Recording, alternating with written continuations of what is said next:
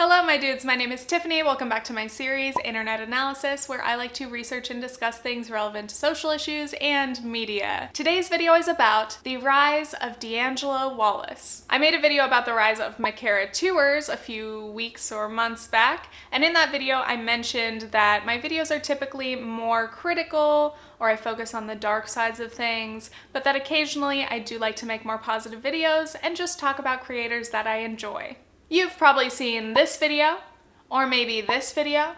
D'Angelo Wallace has blown up recently. He gained over 600,000 subscribers in 1 month. So I want to discuss the rise and evolution of his content. D'Angelo is a 22-year-old YouTuber from Texas whose largest channel currently has over 1.5 million subscribers. These days he's well known as a commentary creator for his extremely well-researched long-form videos. His viewers love that he calls out BS and nonsense and presents information fairly without watering down his opinions. Plus, his channel has great aesthetics and he has a very appealing persona.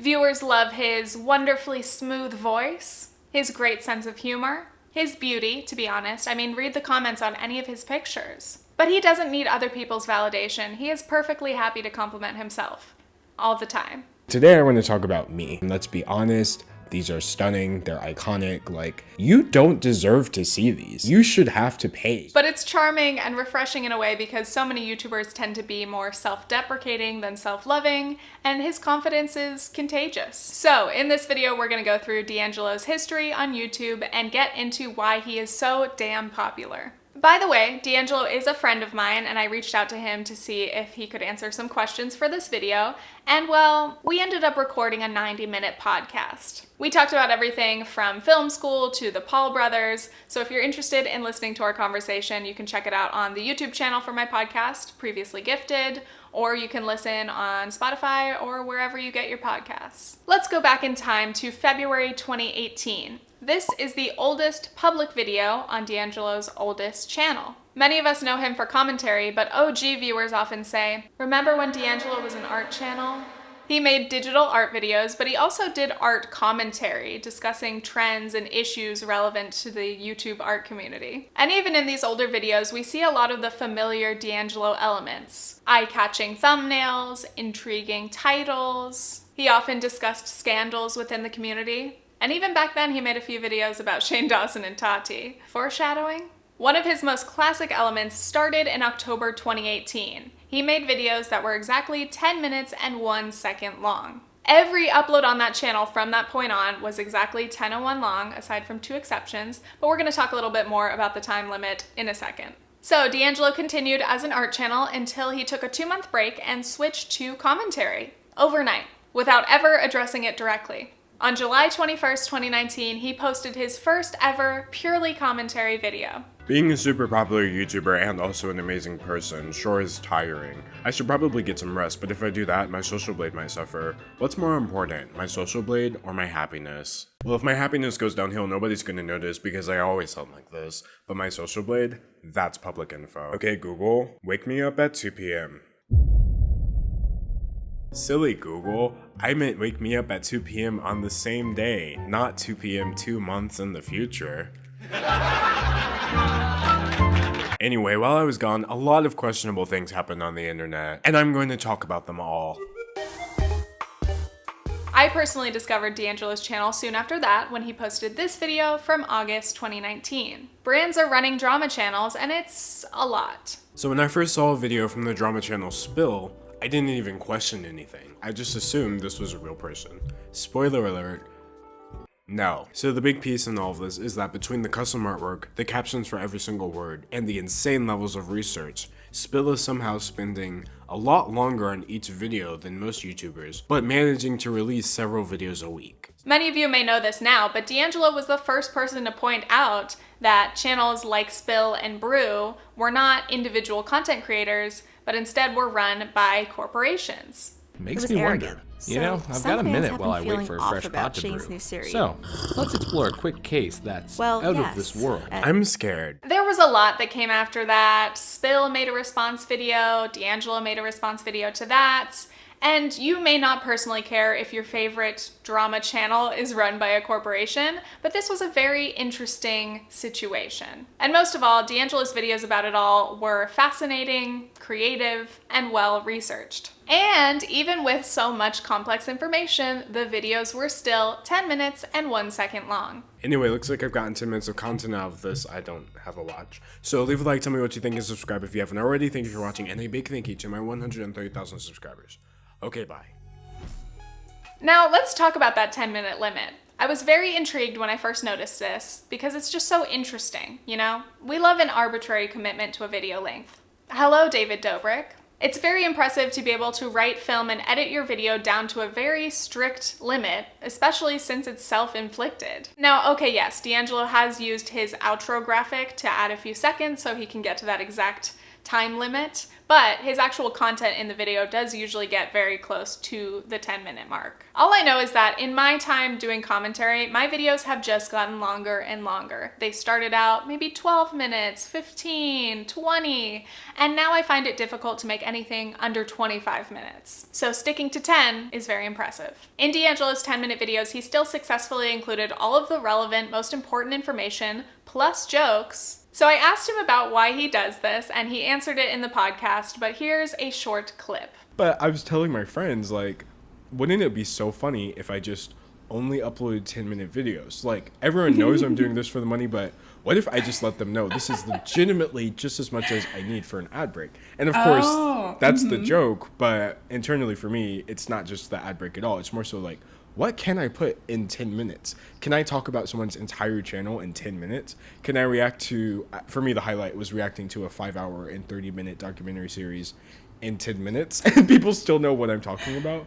So every time, every video became like, how am I going to cut this down to 10 minutes? How am I going to make sure you have everything you need? That time limit ensured that he couldn't just drone on and on. He had to cut everything down to the most essential information, which is an interesting and difficult creative challenge. The pacing of these videos is so quick, it's a constant barrage of information and jokes that pass by so quickly you don't even have time to process them before the next one, which makes them even more funny. As much as we love long videos, especially here on this channel, it's nice to be able to get all the information you need in 10 minutes. Anyway, D'Angelo continued to do commentary covering topics like e-boys, Visco girls, Instagram scams, motivational scammers, and hating Raid Shadow Legends. His beef with Raid was so entertaining, and it was kind of cool and funny to watch him ruin his potential relationship to work with one of YouTube's top sponsors. But that's another thing that people love about D'Angelo. He's very upfront about the fact that he wants to maximize his earnings through his YouTube channel. We respect it. Get that coin. Which is why D'Angelo would be really proud of me right now, because today's video is sponsored by Casetify. So I have a few phone cases from Casetify, and I'm going to show them to you right now. On the website, you can pick from any of their great designs, or you can customize your own. So I have this nature print, usually the kind of phone case that I go for. And then I customized this neon sand one that says lmao, lmao. This one is honestly just really fun to play with all the time. And I personalized this compostable, biodegradable one that says internet analysis. But my phone case can't just be cute. It needs to protect my phone, which unfortunately I drop quite frequently. It just flies out of my hand. What can I say? You'll save 20% on these drop-tested impact cases with my link here. So go check them out and find more designs that you love. By the way, if you need another cloth mask, these are great. I've been using them all the time. They come with 2 free filters. And for every mask purchased, Casetify donates a mask to Direct Relief. They also include 10 free sanitizing wipes with every order, which is a great reminder to all of you right now, clean your phone. Seriously. If you're interested in buying a new phone case, please click the link below to get 20% off. Let's get back to it. In January 2020, D'Angelo posted his first video to his second channel, D'Angelo Wallace or D'Angelo Wallace Again. He made this channel to be able to post more often without having to stick to his more strict main channel standards. These videos did not have the 10-minute time limit, but then he challenged himself to post on his second channel daily. First of all, that was a mistake. But yes, I thought I was like, I really just enjoy talking about these things, and if I didn't have to edit it so much, I'm sure I could talk about so much more, so I started putting out daily content. Right away, these videos were doing really well as his main channel, if not better. He was gaining an average of 50 to 75,000 subscribers every month. But my issue with that is that I'm not a perfectionist. I'm actually okay with putting something out that's good enough, but I also do too much regardless. So I was making these daily videos on the scale of my weekly videos, and I would even get comments like, wow, you're doing like what commentary channels do in a week, you're doing every day. And of course, the unhealthy part of me was like, yeah, validate me for doing more work than I should be doing. I'm so glad you realize that this is not healthy. I'm so glad that you're acknowledging that. But then, of course, it got to the point where the burnout was so intense, and I had made 20 videos in 30 days, and I was like, this is not maintainable. I would have to get somebody to help me. Because a lot of people upload daily, and it's really good content, but they have teams. They have multiple editors, etc. So I had to ask myself, do I want to hire a team, or do I want to slow it down? Do I want to not maybe talk about everything that ever happens ever? So I made the decision, you know what, we're going to put the daily ones on hold. It was really fun while it lasted. Like, it legitimately was a blast creating so much content and getting so much engagement. But now I want to focus on like bigger projects. I would feel more fulfilled. One of his bigger projects, and what I think was his longest video at that point, was posted April 14th, 2020. It is a 38.5-minute long video exposing Shallon Lester. And you may be familiar with the situation because a lot of videos were made about her around that time, but I think D'Angelo was the first channel to make a deep dive video about her content being problematic, to say the very least. Hi, and welcome back to me talking about whatever I want. Today I want to talk about Shallon Lester.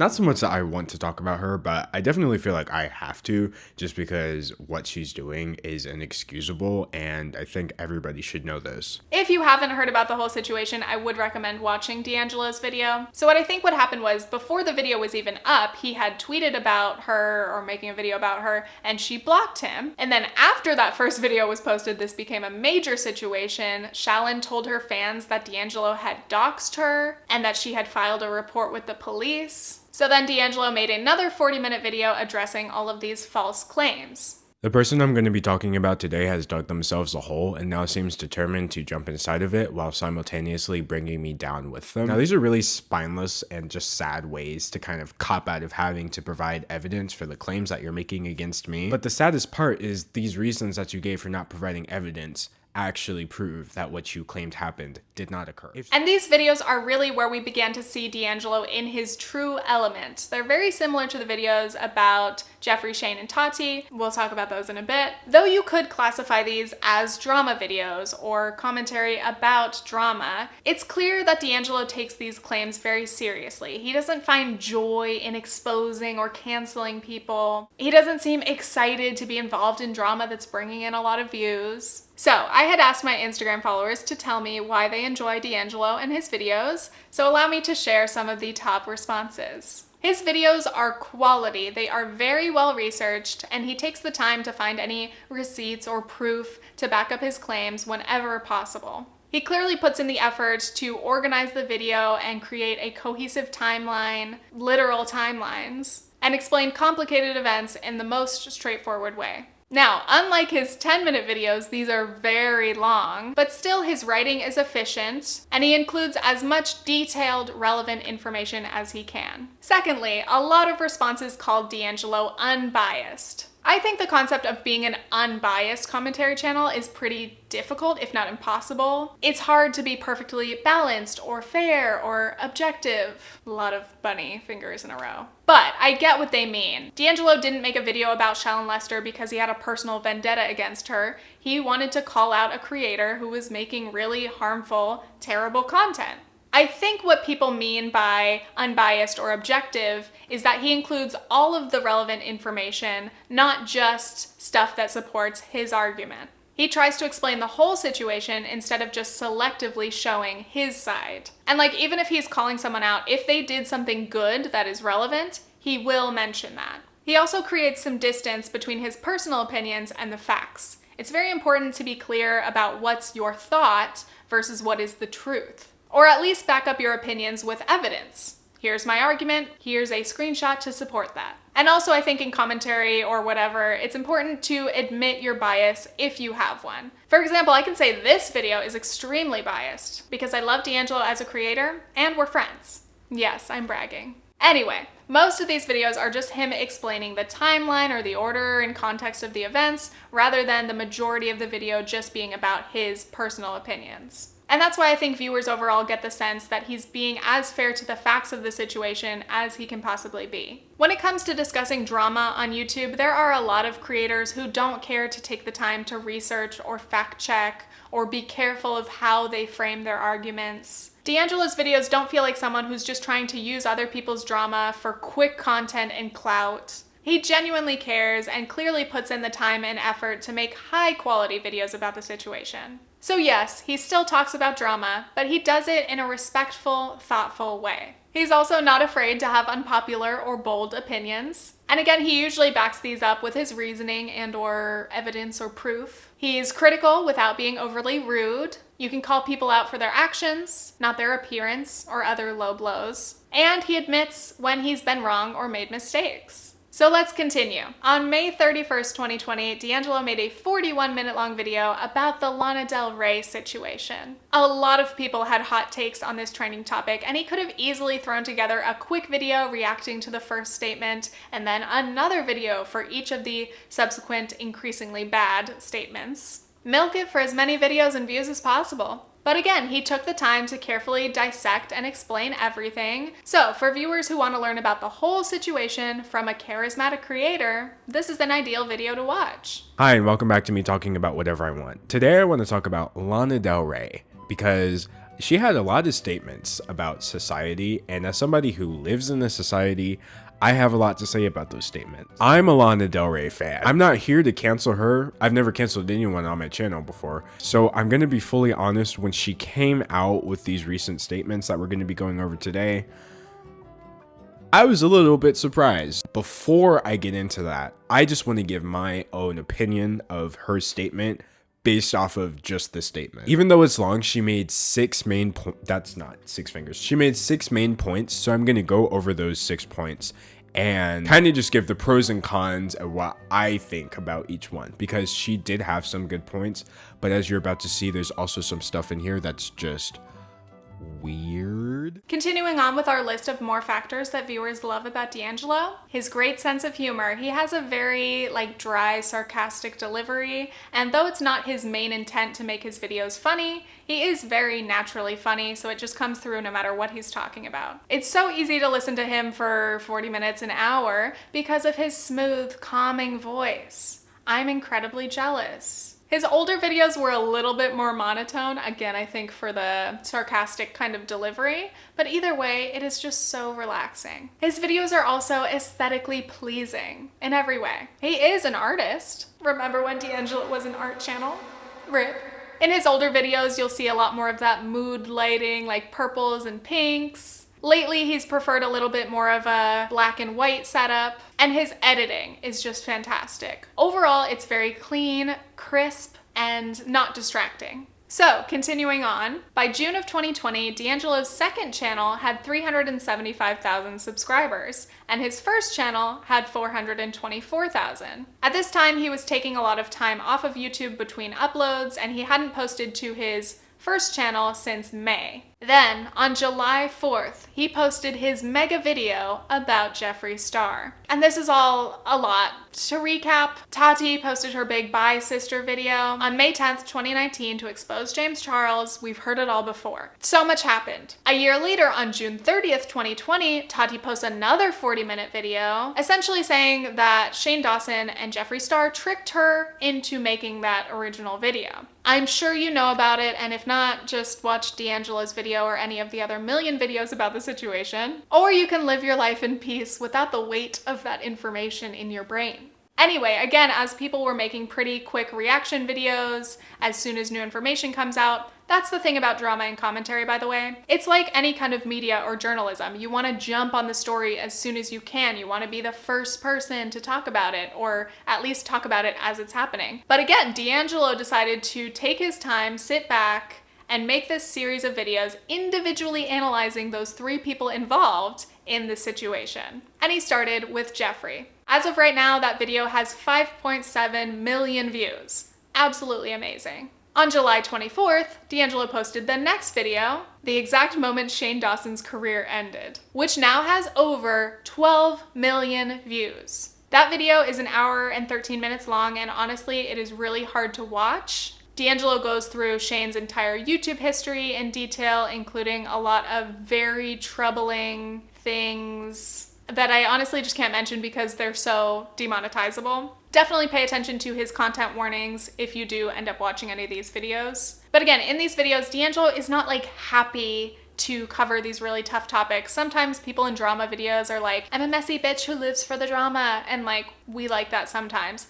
But that's not D'Angelo's angle. That's not what he's trying to do. He had to go through the process of researching and digging and watching a lot of this content that is really, really disturbing. It's not fun. And especially his Shane video, I saw it shared by all kinds of people all over the internet. I had other friends in real life that don't watch a lot of YouTube that were like, hey, have you seen this video? He successfully compiled so much. It was like a master document of all of the terrible things that Shane has done, especially on the internet. And that's why it was so popular. But also, the video is not monetized. D'Angelo made a point to say that he didn't want to monetize the video due to the nature of the topics that he covered. But he did say in the comment of the video that it has been copyright claimed because he included an Always Sunny clip in there. So anyway, that video with 12 million views and such a long run time could have made him bank with AdSense. That was a video that he spent weeks researching and writing and editing, and he didn't make a dime from it. From the ads at least. And that is very admirable. Now, of course, D'Angelo has benefited hugely from making these videos, even if they weren't individually monetized. During July, the month that he posted the Jeffree and Shane videos, his channel went from 428,000 subscribers to 1,150,000 in 1 month. I have never ever seen a channel grow that fast in 1 month. That is a huge testament to how high quality his videos are and how much his new audience has enjoyed them. Clearly his videos are appealing to a really huge audience. His latest upload is the final part of the series, the video on Tati. It was posted on August 25th, and it too is 1 hour and 13 minutes long.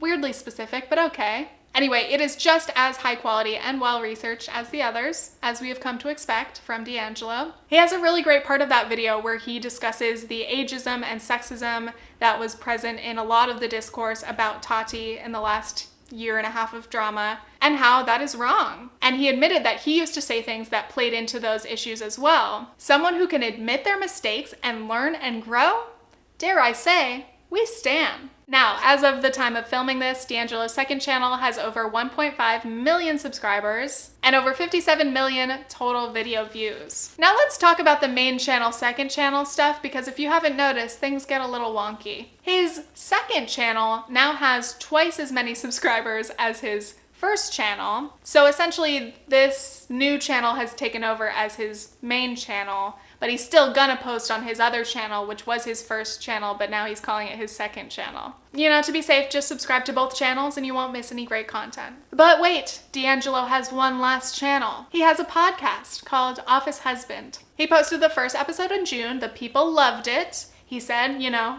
we're gonna have weekly podcast episodes. And we've been starved for podcasts ever since. How could he? But by the way, we addressed this in my podcast episode, so again, make sure you go listen to it if you want to know what's up. Anyway, that is the end. Hope you guys enjoyed this brief history on the rise and evolution of D'Angelo Wallace so far. Clearly, he is doing great things, and I'm sure he's going to continue to grow exponentially in the future. I bet most of you watching this are already big fans of him, so I'm pretty much just preaching to the choir, but oh well. Please subscribe if you liked this, and let me know if you want more Rise of videos, and let me know which creators you would like me to look into. By the way, I recently hit 600,000 subscribers, which is wild, so thank you so much for subscribing. And again, if you're not subscribed, click that button, please. If you want to see all my videos. I mean, that's just how it works. It's fine. You can follow me on Instagram for some mediocre pics. You can follow me on Twitter for some political tweets and some important information that I retweet occasionally. And yeah, here we are. By the way, I just started my final semester of college, so that's why there's been a big gap in my upload schedule. You can honestly expect that to continue over the next few months because I am swamped. Nobody told me that your last semester of senior year of your bachelor's degree would be busy. Unbelievable. But soon, when I graduate in December, I'm gonna finally be able to focus solely on my YouTube work and hopefully bring back my podcast regularly and other projects. Who knows? Who the frick knows? All right, that's all. I'm getting loopy. I want coffee. Okay, thanks. Bye.